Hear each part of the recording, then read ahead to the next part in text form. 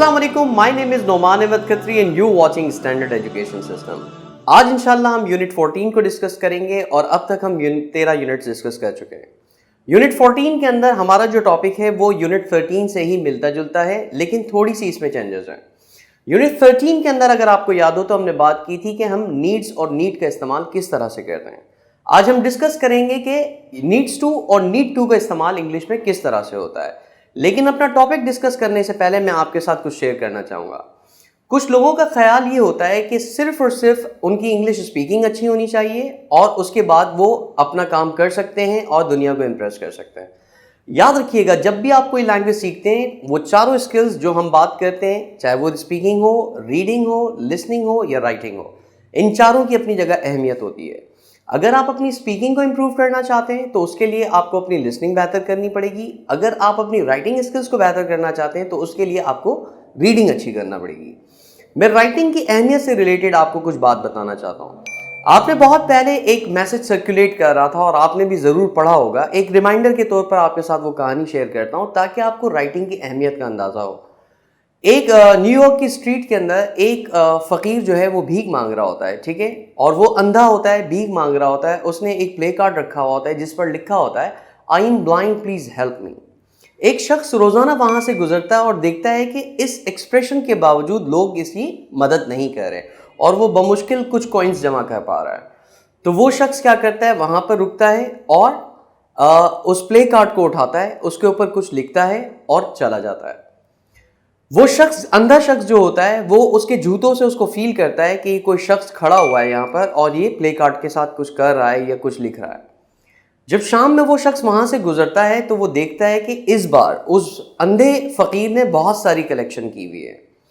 तो जब वो अंधा फ़कीर वहाँ पर उसके जूतों से दोबारा उसको फील करता है तो उसको कहता है कि बहुत शुक्रिया, तुम्हारी वजह से मुझे आज बहुत सारी जो है वो अमाउंट कलेक्ट करने को मिली है। अब सवाल ये पैदा होता है कि उस शख्स ने आखिर उस कार्ड पर क्या लिखा था जिसकी वजह से उस फ़कीर को, अंधे फ़कीर को बहुत ज़्यादा कलेक्शन मिली। देखिए, बात थी, उसने भी वही बात एक्सप्रेस की जो बात उस फ़कीर ने लिखी थी अपने कार्ड पर। उसने लिखा था I am blind please help me, जबकि उस शख्स ने कहा कि you are very beautiful but I can't see you. अब देखिए, यहाँ पर इस जुमले के एक्सप्रेशन से सबसे पहले तो उसने क्या किया, जो लोग उसको पढ़ रहे थे उनको मुखातिब किया। जब आप बात करते हैं किसी के इंटरेस्ट की, उसको मुखातिब करते हैं, तो वैसे ही सुनने वाला आपको बड़े गौर से सुनता है। जैसे अगर मैं बात करूं, मैं तुम्हें बताना चाहता हूं, तो आपकी अटेंशन ऑलरेडी गेन कर लूंगा मैं, या मैं कहना चाहूँ मैं तुम्हें वो बात बताऊंगा जो तुम्हें नहीं पता, तो आप यकीनन उसमें थोड़ा सा इंटरेस्ट लेंगे, ये बात जानने के लिए, क्यूरियोसिटी के तौर पर कि क्या बात की जा रही है। जब उसने ये जुमला लिखा you are very beautiful but I can't see you, तो इसने लोगों को इम्प्रेस किया और लोगों की सिंपैथी गेन की और लोगों ने उस शख्स को पैसे दिए। अब हम बात करते हैं अपने यूनिट की तरफ। आज का हमारा यूनिट है unit 14, needs to and need to. Needs to and need to को हम wants to and want to की तरह इस्तेमाल करते हैं, यानी कि जब हमें किसी चीज़ को करने की ज़रूरत होती है और हम एक्शन को भी लाना चाह रहे होते हैं तो हम नीड्स और नीड का इस्तेमाल नहीं करते, बल्कि उसकी जगह needs to and need to को इस्तेमाल करते हैं। अब हम डेफिनेशन को देखते हैं कि नीड्स टू और नीड टू का इस्तेमाल किस तरीके से होता है। देखिए, needs to and need to are used with the main verbs. They are used to show necessity of something but there is an action. Needs and need में हमने बात की थी कि needs and need main verbs के तौर पर इस्तेमाल होते हैं। जब हम बात कर रहे थे नीड्स एंड नीड की तो हम कहते थे आई नीड सम मनी, मुझे कुछ पैसों की ज़रूरत है या मुझे कुछ पैसे चाहिए। जब हम बात करते हैं नीड्स टू की तो हम नीड्स टू के साथ, याद रखिएगा, हमेशा एक एक्शन वर्ब लगाते हैं। हम हमेशा एक एक्शन बताते हैं कि हमें ये करने की ज़रूरत है। तो हम देखते हैं कि इसको इस्तेमाल किस तरह से किया जाता है। नीड्स टू जो है वो हमेशा थर्ड पर्सन सिंगुलर, यानी कि ही, शी, इट और सिंगुलर नाउन्स के साथ इस्तेमाल होता है। Need to on the other hand इस्तेमाल होता है I, we, you, they and plural noun के साथ। फिर हम बात करते हैं बिल्कुल उसी तरह जिस तरह हमने wants to and want to के अंदर बात की थी। फिर हम बात करते हैं कि इसके ऑक्सिलरी वर्ब्स क्या होते हैं जब हमें नेगेटिव या इंटेरोगेटिव सेंटेंस बनाना होता है। याद रखिएगा, नीड्स टू सिर्फ और सिर्फ अफर्मेटिव सेंटेंसेस के अंदर इस्तेमाल होता है। जब हमें नेगेटिव जुमला बनाना होगा तो हम नीड टू लगाएंगे।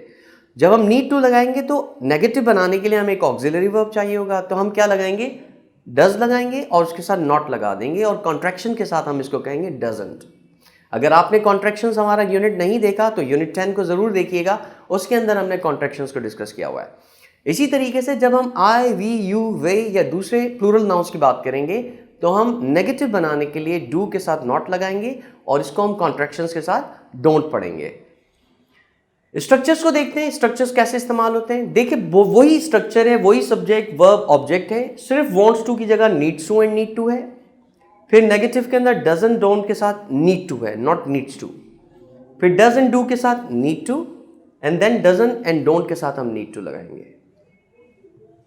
सेंटेंसेस देखते हैं ताकि हमें समझ आ जाए कि जुमला कैसे बनता है। अफर्मेटिव जुमला है she needs to study hard, यानी कि उसको मेहनत के साथ पढ़ने की जरूरत है।